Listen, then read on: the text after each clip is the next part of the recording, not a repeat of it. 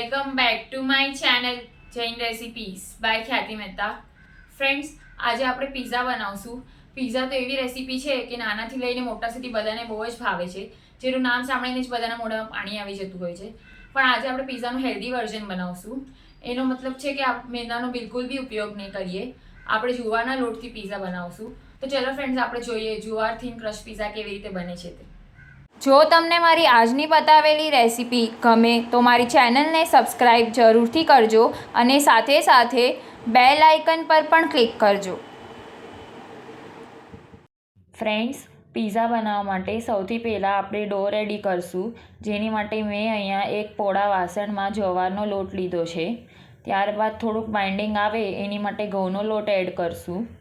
ત્યારબાદ સ્વાદ પ્રમાણે મીઠું એડ કરશું ને ત્યારબાદ એકદમ બોઇલ કરેલું અડધો કપ જેટલું ગરમ પાણી એડ કરશું. પછી જો જરૂર પડશે તો થોડુંક હજી એડ કરશું. બધું પ્રોપરલી મિક્સ કરી લઈશું ને તેને ડીશથી કવર કરીને રેસ્ટ પર મૂકી દઈશું 5 થી 10 મિનિટ માટે. 10 મિનિટ બાદ લોટને એકવાર ચમચીથી મિક્સ કરી લઈશું ને ત્યારબાદ 1 ચમચી જેટલું તેલ એડ કરશું ને મિક્સ કરી લઈશું. હવે લોટને મસળીને ડો બનાવી લઈએ. મને અહીંયા વધારે પાણીની જરૂરત નથી પડી એટલે મેં તે એડ નથી કર્યું. ડો મીડિયમ કડક બાંધવાનો છે, જરા પણ ઢીલો નથી બાંધવાનો, એ વાતનું ખાસ ધ્યાન રાખજો.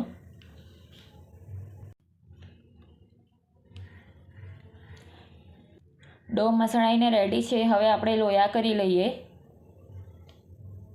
આપણે જે ડો રેડી કર્યો છે તેમાંથી ટોટલ 3 લોયા બનીને રેડી થાય છે. હું તમને અત્યારે 1 લોયાનો જ પિઝા બનાવીને બતાડું છું. જ્યારે પિઝા સર્વ કરવા હોય ત્યારે જ પિઝાના રોટલા રેડી કરવા, નહીંતર પિઝાના રોટલા ઢીલા પડી જશે. જો વધારે ક્વોન્ટિટીમાં બનાવવા હોય તો પિઝાના રોટલાને કાચા પાકા કરીને પહેલાંથી રાખી શકાય. પછી જ્યારે સર્વ કરવા હોય ત્યારે તેને પ્રોપરલી શેકી લેવાના. હવે આવી રીતે પિઝાનો રોટલો વણી લેવો. વચ્ચે જ્યારે જરૂર પડે ત્યારે ઘઉંના લોટનો અટામણ લઈ લેવાનો.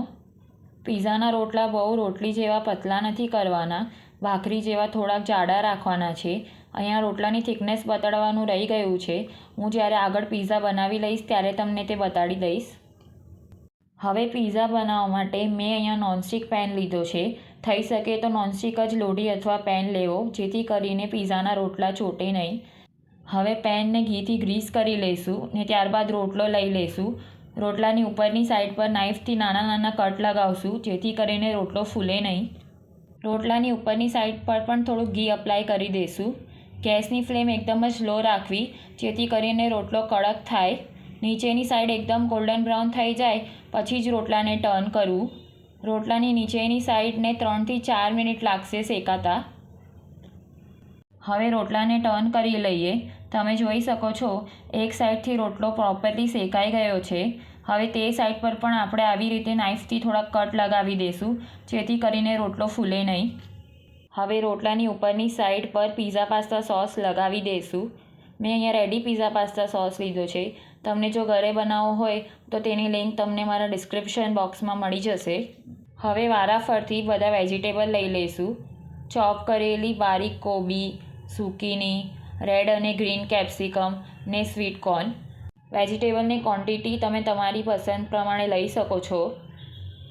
ફ્રેન્ડ્સ, આ પિઝાના રોટલાને તમે બંને બાજુથી કડક શેકીને ચા સાથે પણ એન્જોય કરી શકો છો. તે ખરેખર બહુ જ ડેલિશિયસ લાગે છે. હવે વેજીટેબલના ઉપર આપણે થોડુંક મીઠું સ્પ્રિંકલ કરી દઈશું. ત્યારબાદ ઓરિગેનો અને મિક્સઅપ સ્પ્રિંકલ કરી દઈશું. મસાલાની ક્વોન્ટિટી ઓછી વધારે તમે તમારા ચોઈસ પ્રમાણે લઈ શકો છો. ત્યારબાદ મેં અહીંયા ચીઝ લીધી છે, તેને ગ્રેટ કરીને એડ કરી દઈએ. ત્યારબાદ ચીલી ફ્લેક્સ સ્પ્રિંકલ કરશું ને સૌથી છેલ્લે ફ્રેશ રેડ અને ગ્રીન જેલેપિનો લઈ લઈશું ને તેને પિઝા પર મૂકી દઈશું. હવે પેનને લીડથી કવર કરી દઈશું. ગેસની ફ્લેમ લો જ રાખવાની છે. હવે 3 થી 4 મિનિટ બાદ આપણે ચેક કરી લઈએ. તમે જોઈ શકો છો ચીઝ બધી પ્રોપરલી મેલ્ટ થઈ ગઈ છે અને રોટલાની નીચેની સાઈડ કડક અને ક્રિસ્પી થઈ ગઈ છે, જે તમને આગળ બતાડું છું. હવે જોવા થિન ક્રસ્ટ પિઝા બનીને રેડી છે. તેને પિઝા કટરથી કટ કરી લઈશું. તમે જોઈ શકો છો રોટલાની નીચેની સાઈડ એકદમ ક્રિસ્પી અને ગોલ્ડન બ્રાઉન થઈ છે. ને પીઝાનો રોટલો કેટલો થીક રાખવાનો છે તે પણ તમે આમાં જોઈ શકો છો, જે આગળ બતાડવાનું રહી ગયું હતું. તો જોવાર થીન ક્રસ્ટ પીઝા બનીને રેડી છે. તેને મેં અહીંયા ટમેટો કેચઅપ સાથે સર્વ કર્યું છે. તો બનીને રેડી છે આપણો jowar thin crust pizza. Thank you so much for watching my video.